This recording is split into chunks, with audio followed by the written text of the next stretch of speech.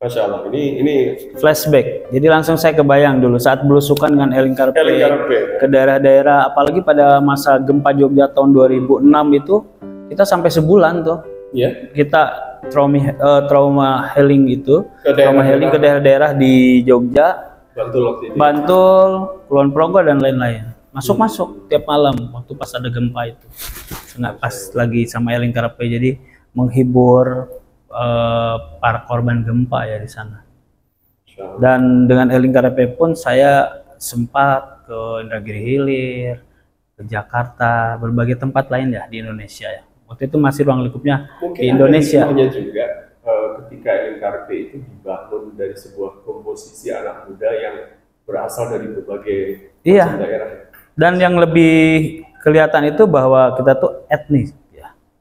Etnik. Jadi lebih mengedepankan teman-temannya itu ya, insya Allah kalau dalam hal bermusiknya itu tidak diragukan lagi gitu.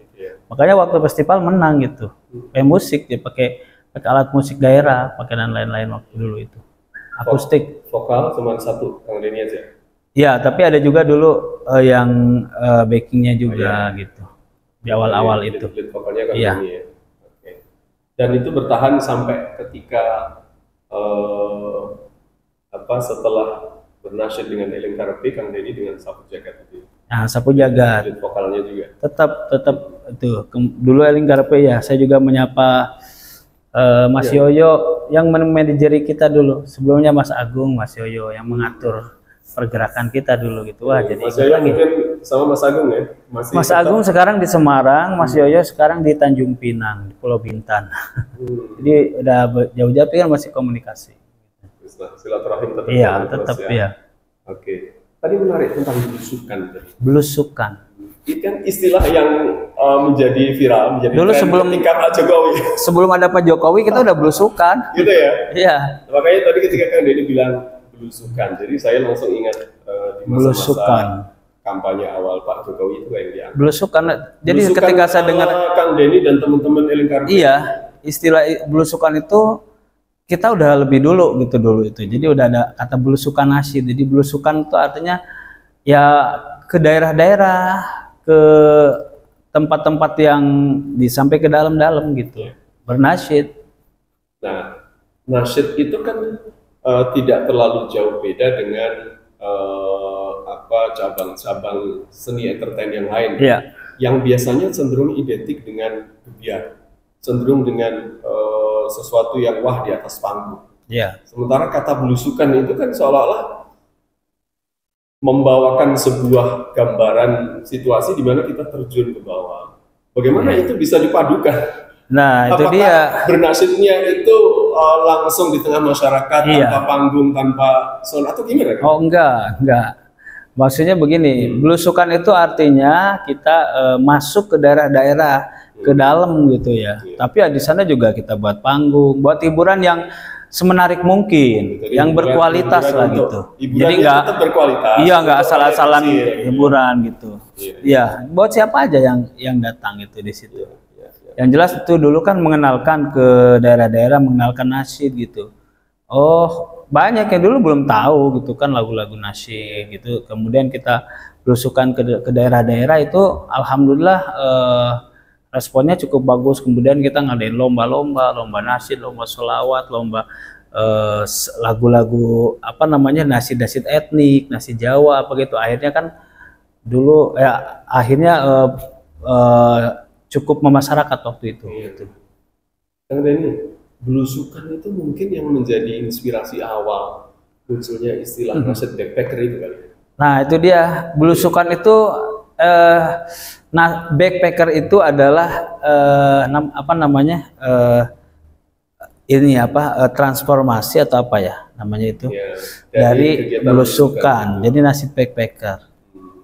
Itulah jadinya. Itunya jadi berubah. Backpacker itu kan lebih selama ini banyak kita kenal di dunia. Backpacker itu istilah backpacker itu setelah saya solo, bukan sama grup gitu. Iya. Setelah saya solo sejak tahun 2010 kan solo saya. Sehingga lebih ringan bergerak, solo, lebih murah biaya, lebih lincah untuk sana sini. Lebih simpel juga. Iya. Karena sehebat apapun grup itu keterbatasannya biasanya ngatur waktu dan seterusnya pasti harus ada kompromi. Harus, dan itu kadang-kadang tidak harus kompak lah gitu. Iya, waktu harus kompak, kemudian apa namanya? Ya beda lah kalau dengan solo gitu sendiri. Sejak kapan itu Kang Denny bersolo? Sejak 2010. 2010 sudah. 2010 sudah enggak gitu. 2010 itu.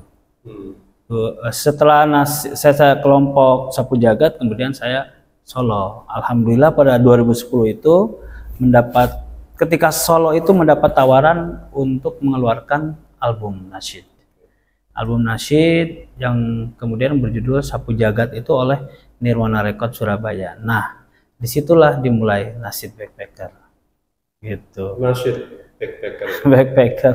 Istilah itu sebenarnya Kang Denny sudah pernah dengar sebelumnya atau terlontar begitu aja? Enggak, itu bukan saya yang membuat, bukan. Tapi itu julukan atau apa ya namanya?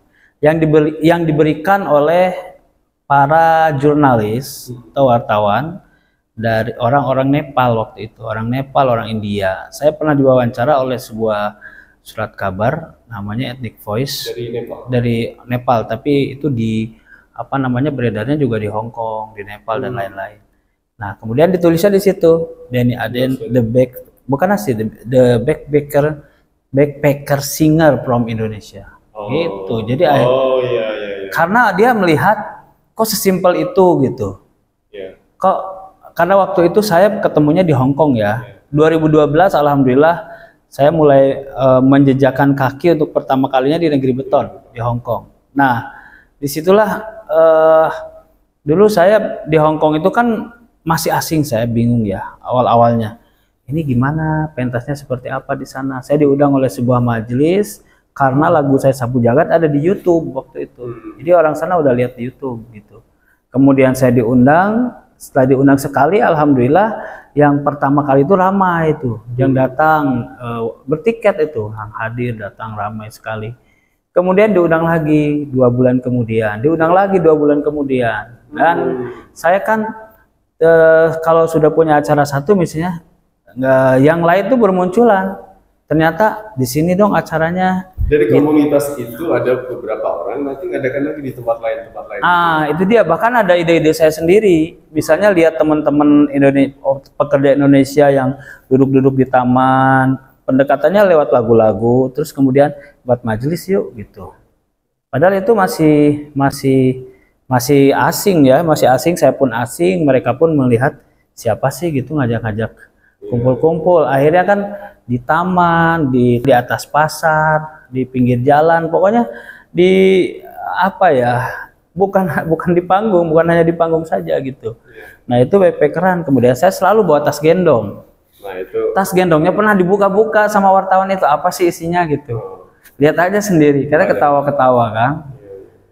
Walaupun saya bawa di tas panggung ada isi dibuka semua tuh, isinya ya. Wah lengkap sekali katanya.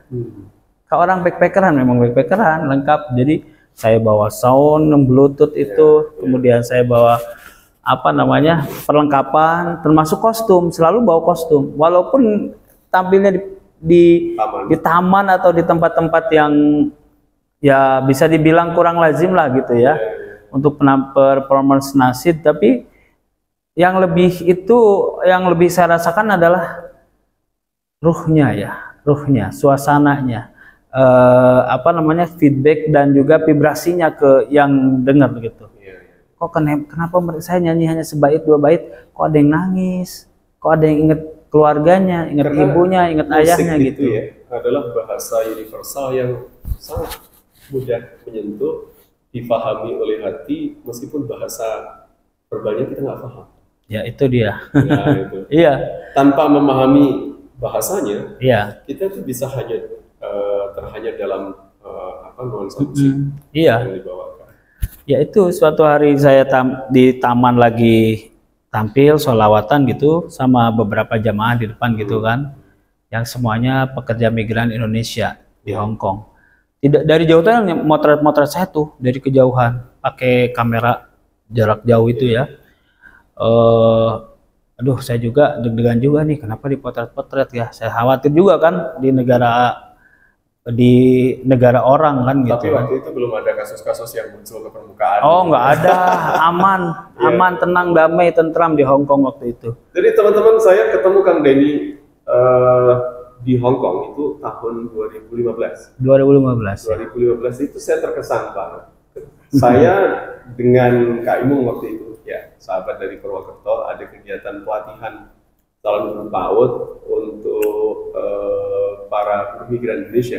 Iya. Nah pada saat kita di taman, ketemulah dengan Kang Denny yang pakai tas gendong, stiker buntutnya, menggunakan perlengkapan sendiri, lengkap dengan kostumnya, menghibur teman-teman yang ada di kayak tukang ngamen lah gitu ya, pengamen. Tapi ngamen bukan cari duit di sana. Tapi ada juga yang ngasih uang, ada yang ngasih angpau. Oh gitu. Ya? Pernah jadi saya nyanyi di sebuah taman di Hong Kong, itu dikiranya saya pengamen sama orang Cina gitu, orang Hong Kong. Terus dia ngasih angpau, disimpan aja di situ gitu. Alhamdulillah saya bilang gitu. Jadi dikiranya saya nggak lagi ngamen. Jadi ketika kita tampil di situ, tetap saya harus menampilkan kualitas yang terbaik gitu. Jadi pakai kostum, pakai pakaian kayak begini.